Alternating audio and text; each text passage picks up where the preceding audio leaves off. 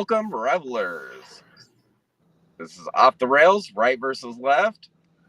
I'm the egomaniacal Rob B, and with me, as per the usual arrangement, Bradley. And man, our tons of fun friend's been kind of MIA a lot lately, but hopefully he'll join us later. So we're going to be talking about Fox News. We're going to revisit what the stock prices actually mean, because everybody's talking about Fox stock. So I want to revisit what it actually means again. And then I also want to talk about the letter that, if it's true, that Disney sent to DeSantis. Did you see about that? No. That was freaking interesting. Anyway, they're doubling down on woke with some bullshit, or at least it looks like they were. So we'll see how that plays out for them. Anyway, that's what we're going to talk about on the show, and the show starts right now. All right, welcome, revelers. This is Off the Rails, Right versus Left, the podcast that we do because we think the left is evil. I'm Rob B. And I'm Brad Lee. And I'm Brian G. And we are Off the Rails, Right versus Left. Again, we're doing this show because we think everybody needs to know that the left is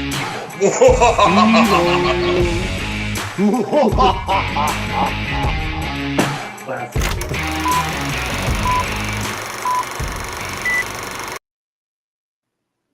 Evil. All right, let's get into it. Classic.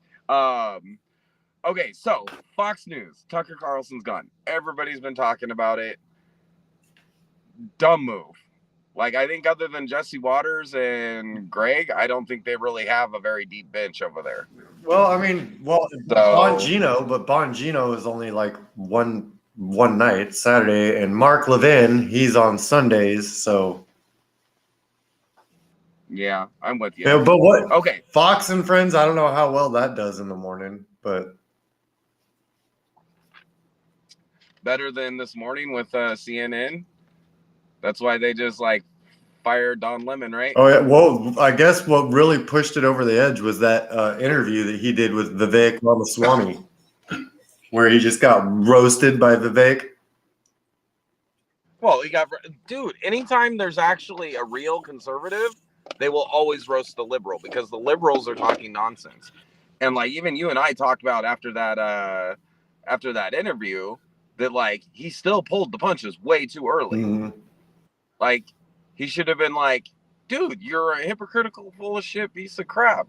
You're worth millions of dollars trying to cry you're a Yeah, you're race baiting. You are the reason for the divide in this country. Yeah, you're LGBT and black and a multi-millionaire. Shut the fuck up. You can't say that LGBT is oppressed in this country when everywhere you look, they're 50% of media, even though they're 3% of the population. Right. And never once in his life did he ever have to work for nothing. Right. So yeah, he's like all these athletes that are sitting there crying about how there's no opportunity, blah, blah, blah, when they're bathing in opportunity left and right. Oh, bro, there's opportunity everywhere. You got the XFL, you got the USFL, you got the CFL, you got the Arena Football League. Not to mention and they all get paid to do that. It may not be as good as the NFL, but they all get paid to do it.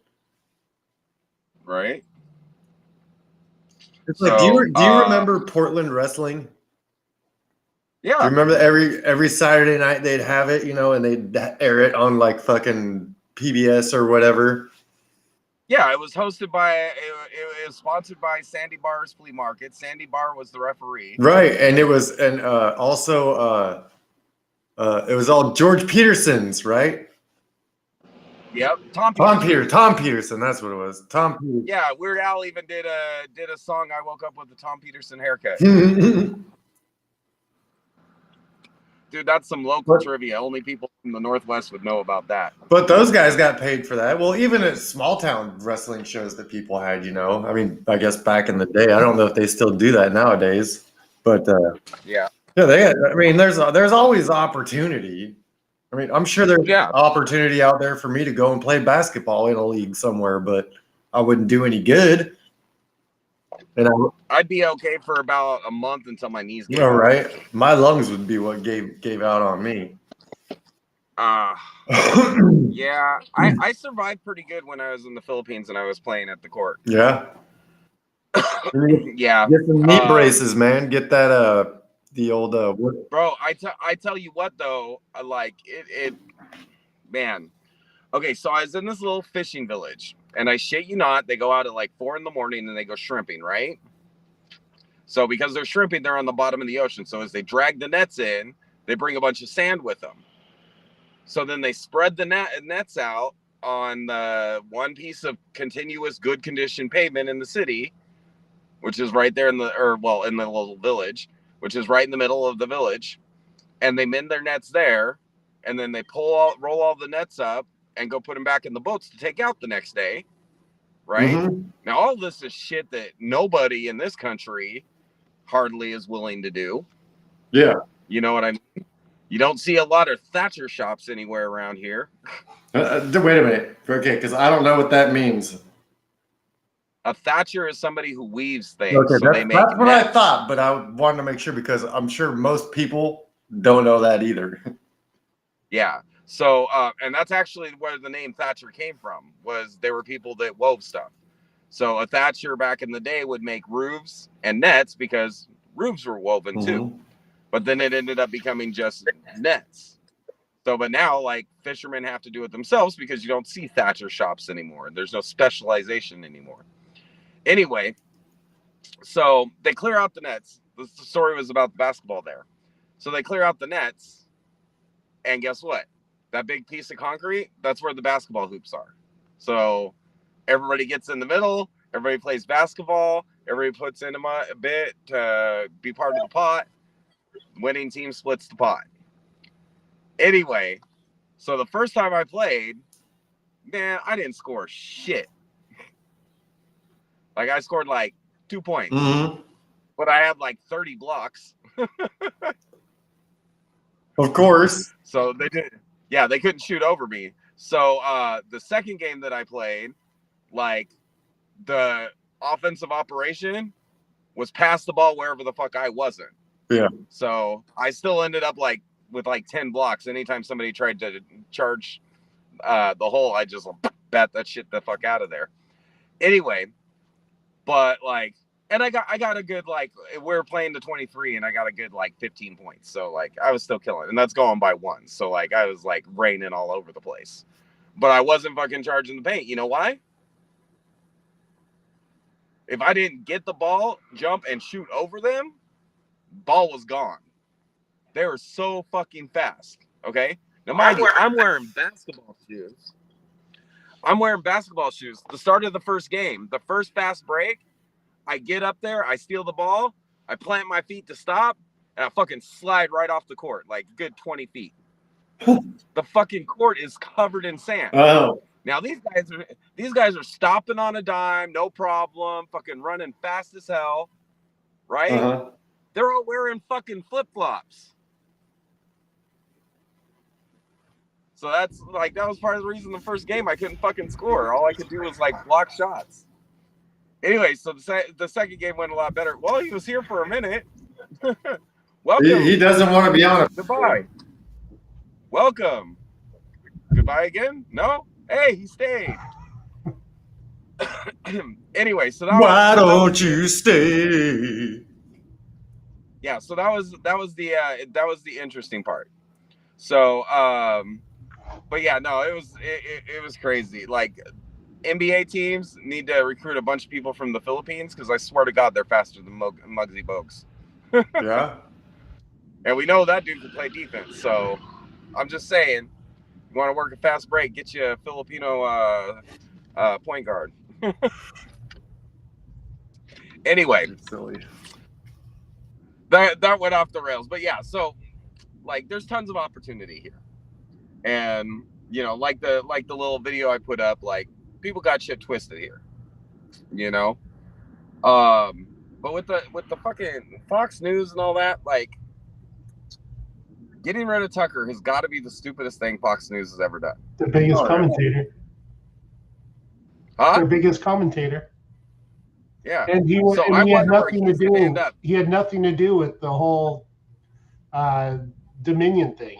He confronted her and he said, "You don't have any evidence yet. When you have more evidence, I'll have you on." Right. Yeah.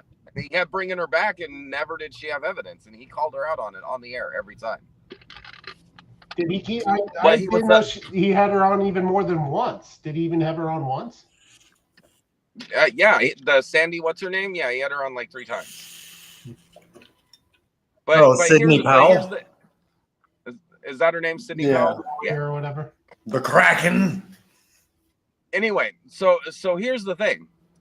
What did Tucker actually allege? He didn't really allege a lot of shit. He asked some really good fucking questions. Yeah. Like the news broke about the biolabs in Ukraine, and he asked the question, why does our government have biolabs in Ukraine? Right. And you all heard the shit about Zaporizhzhia, right? Because they hushed that story down real good.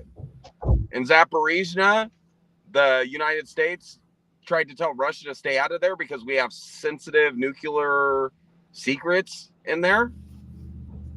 The fuck do we have nuclear secrets in Ukraine for? So, I mean, Tucker was asking the questions, and they didn't like him asking the questions. Why? Because I think his inferences were right. They call them conspiracy theories, but we've already learned that every conspiracy theory seems to be right. Dude, okay, listen. When Russia, because Russia is the one who came out with the evidence of biolabs in Ukraine, right? When Russia first came out with that, everybody at the UN and NATO, they were saying they dismissed it automatically. That's Russian propaganda. That's not true. They wouldn't have anything to back it up.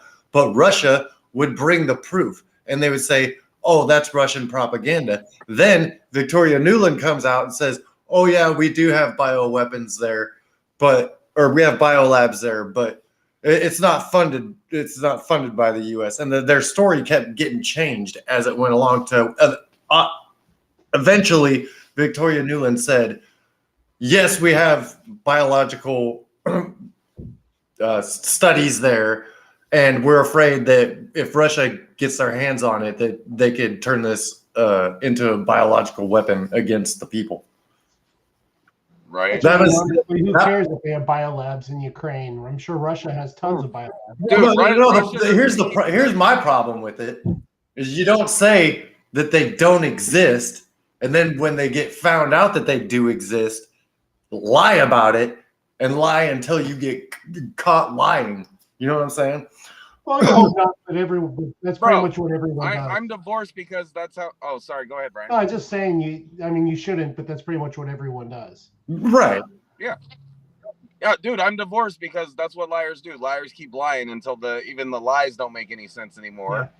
And then they treat you like you're crazy, like, you want me to believe that bullshit? Well, the fact is, we're harder on us than anyone else is on themselves in the world. I mean, we look at what we've done wrong and we try to correct it. We try. Don't always succeed. Every other country is like, oh, pretty much we're perfect. We have no problem. I mean, just look at the way we fight war compared to every other war you've seen out there, like the one going on in Ukraine now. I mean, we get in trouble and we get beat up when we put underwear on someone's head in prison, where Russia sits there leveling cities, raping, pillaging, throwing grenades into pits with people shoved in there, and nobody's really surprised. But the U.S. puts underwear on a prisoner's head, and it's like, oh my God, the end of the world. Oh, don't even get it twisted. Like, fucking, our government was ordering fucking dubious strikes. Yeah, but not even close to what Russia's going through. Not even close. Yeah. So, but I will point out, we did flatten 2 entire cities, plus half of Europe. So during World War we can't take. Okay, but I understand. But we did that during World War II. Which is and you know why the Geneva Conventions and the rules of warfare came out? Because the Americans were like, "Oh shit, we don't want anybody to do what we do to everybody else." 80 years ago, which is way us, fought, and Russia's still fighting that way. Yeah. Wait a minute. Do you think the Saudis are fighting in a different way? I mean, I guess they are because they're making improvised explosive devices. But I mean, those people. You want to talk about some brutal warfare? Those people, man. I don't ever want to be chained up by my arms and my legs, and then have battery jumper cables attached to my testicles. Yeah, which just is an example of how pretty much everyone else fights wars in the world except for the Right. US. But you know what? It's Brad, I'm glad to hear that you don't want that. but you know You might enjoy it a little bit. no, I hook them up to my nipples. That's Oh, yeah. that's the instant access to my genitalia. That's automatically not. Lovely. I was going somewhere.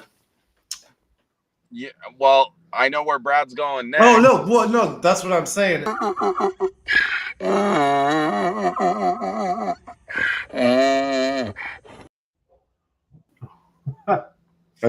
couldn't resist. I didn't even say it. But no, what I'm You were saying going is, it's like, of all those countries, and those people, how many go against like the government, right? They don't because they're scared to. Why? Because they have the harshest laws and they enforce the harshest laws in the most harshest ways. Right. Which means, So- it goes to Brian's point that we are the only country that actually really cares about what we do in war. Like if we stand a bunch of Arabs naked in a pyramid and take a picture of them, our people go to Gitmo. Whereas we're actually letting out actual terrorists from Gitmo. We're really one of the only countries in the world that goes extremely out of our way now not to kill civilians and to target only certain people, certain groups. I mean, unless you're Biden and you need to pretend you're getting somebody who's responsible for something. We will sacrifice. We even sacrifice our own people sometimes to try to make sure we don't hit the wrong people. Now there are definitely bad people, and things do happen. It's war. That's disgusting, and we recognize it when we see it, and we try to fix it so it doesn't happen again. But other countries don't do that. I'm not saying England wouldn't do the same thing or some of those other countries, but nobody does it like we do. Nobody recognizes their own faults like we do. Right. Well, except we don't even know how much of our faults have been recognized or not, because as we find out more and more every day, the CIA and the fucking government has a fucking bullshit at everything. Yeah. So this is what I've got to say to the deep state.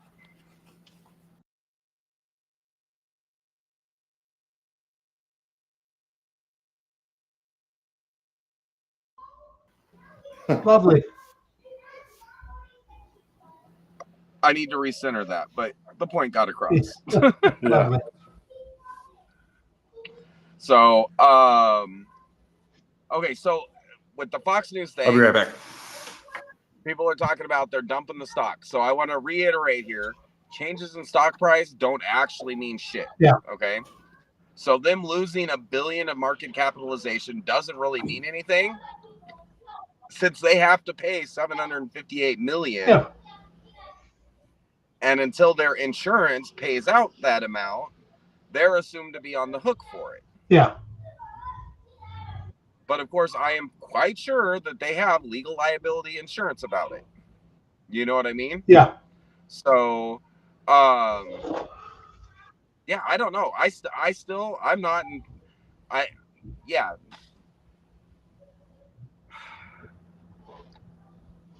I think Tucker definitely did sometimes lay things out more as fact than as supposition and inquisition. But how is that different than what CNN does every fucking day? Covington Kid, Michael Brown, fucking shit. Like, look at the shit going on with these shootings. Like, they've damn near convicted that old man, and we still don't have any of the facts. And yet they're trying to martyr the fucking crazy fucking tranny that shot up the school. Well, it cracks me up because all the other media channels are trying to bash Fox over this one mistake they made compared to something which is something they do on a daily basis. Yep. Well, hold on. I'm going to cut our YouTube feed, and then we'll get deeper into that. For our fans, like, subscribe, share, and if you're watching on YouTube, make sure to go over to Rumble. We're going to continue the conversation after this little musical interlude.